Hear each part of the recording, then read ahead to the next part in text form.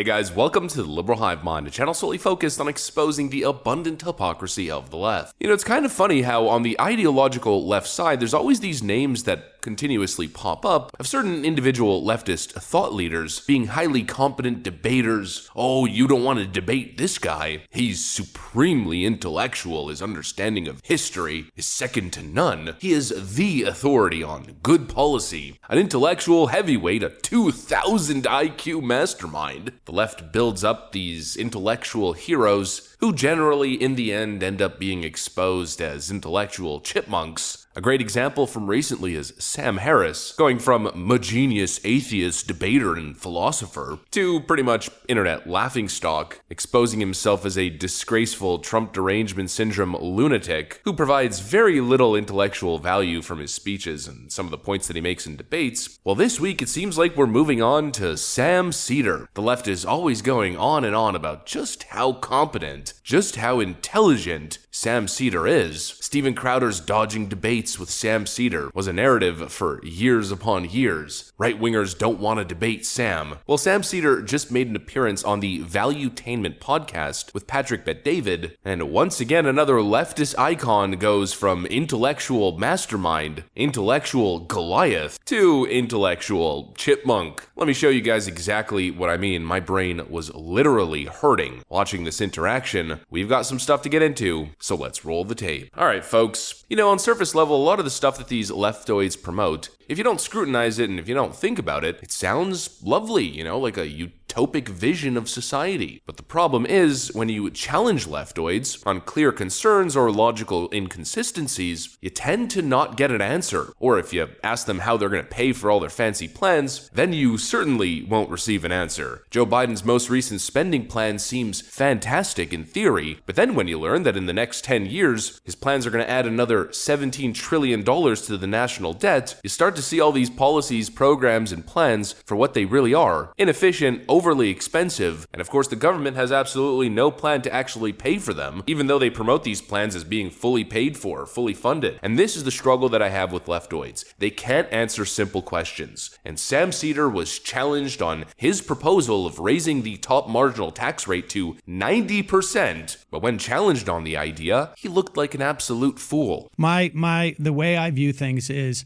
what's going to make things better for the most amount of people. And in terms of it being in favor of the capitalists, I would also change our tax policy. So, I mean, I would claw some of that back, quite a bit of it back. What would you do? I would return to the tax policy when we had the greatest, sort of the widest economic expansion shared by more people as a percentage of our population than any other time in this country, which was in the 50s and the 60s. And I would return to the tax rates more or less there. So your top tax rate at that time was 90%, top marginal rate, for every dollar over $470,000 you would earn. So that would be equivalent to around $3 million today. If YouTube took their AdSense from 55 to 15, would you continue creating content? Yeah. You sure? Sure. You'd continue creating content? I wasn't doing YouTube for a long time. How do you make a living today?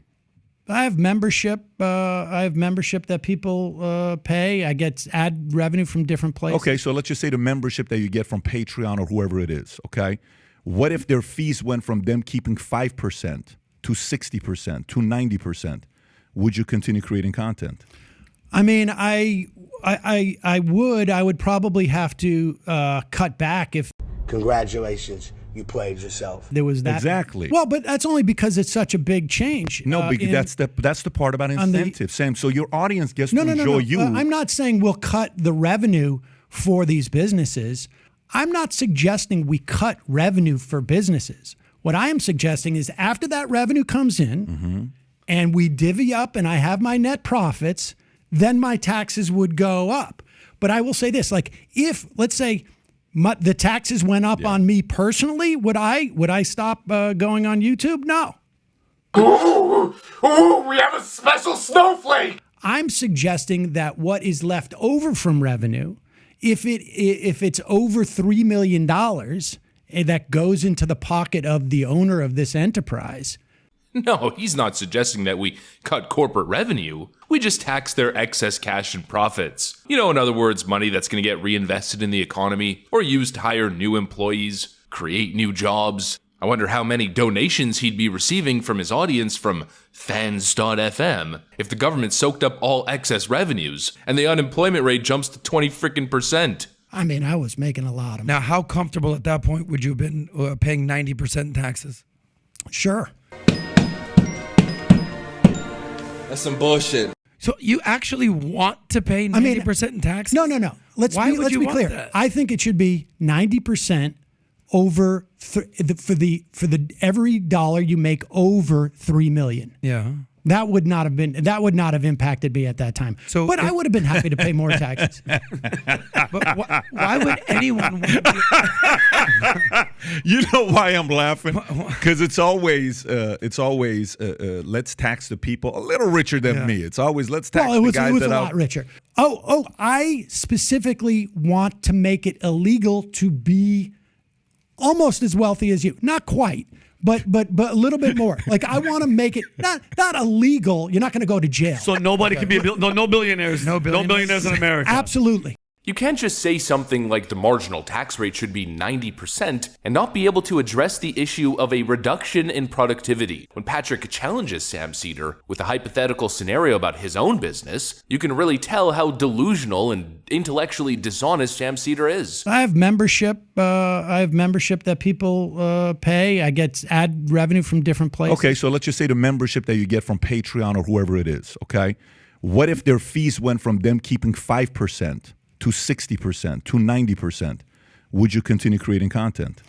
I mean, I would probably have to cut back if there was that. Exactly. Well, Of course, you would have to pull back. Businesses cannot operate under those types of environments. And a lot of businesses wouldn't even be able to get off the ground in the first place because if you tax successful people at a 90% marginal tax rate, well, that pretty much dries up venture capital. All of a sudden, all of the money that's being poured into tech startups and other companies focused on technological innovation, that money dries up. And all you have is a bloated government that pretty much can't do squat. Perfect segue when challenged on the issue of government inefficiency, Sam Seder had no answer. Like when I was in the military, you would buy a product for the Humvees, and they would say, yeah, we pay $600 for this piece. We're like, dude, this piece is $40. right.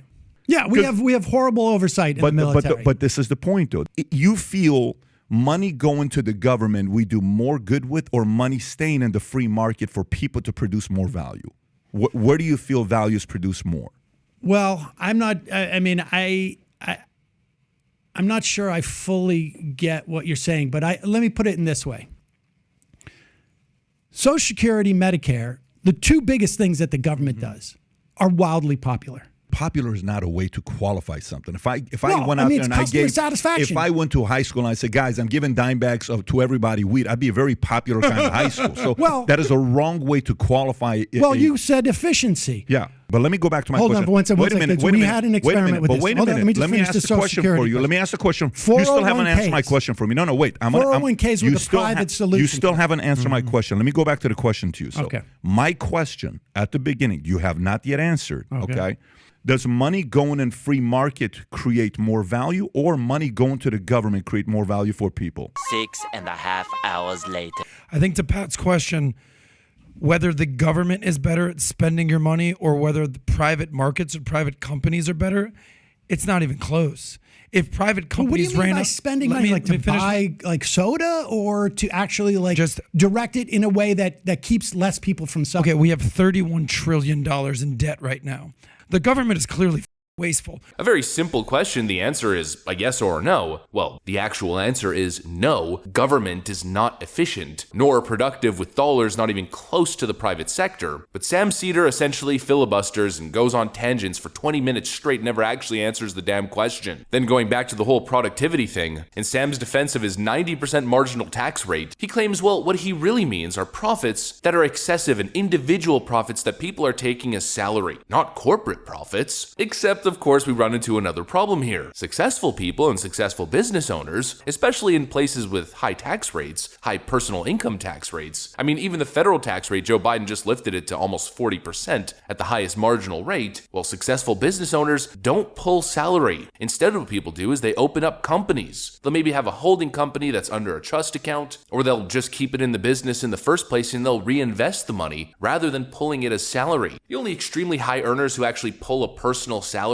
are salary earners that are paid employees, like top media figures or professional athletes who get paid $45 million a year, but it's a paid personal salary, and so they have to pay a massive tax on that. Highly successful business owners and entrepreneurs don't do that. They do everything in their power to avoid pulling salary because that's how they lose 50% of their cash. Sam Seder's ideas work in theory in some frickin' fairy tale land where rich people pay themselves tens of millions of dollars a year, if not hundreds of millions of dollars a year, and the government gets to take 90% of that. But in that kind of system, nobody would ever pay themselves a salary. There'd be a million different loopholes. It sounds great in theory, but it's absolutely trash policy. It destroys productivity and the creation of jobs and wealth. All the money then goes to a bloated, inefficient government that doesn't know how to spend money effectively and get the job done like the private sector does, under budget and ahead of schedule. They'll be paying $600 for Humvee parts rather than 40, probably paying 50 different frickin' bureaucrats pushing paper just to get one job done. The idea that those types of policy proposals are progressive is frankly idiotic and shows literally zero financial, economic, or business acumen. In other words, Sam Seder doesn't know what the hell he's talking about. But let's continue on. I got one more little thing that I want to address here. A little slice of leftist ignorance and hypocrisy. The issue of wealth inequality. So here's a question for you.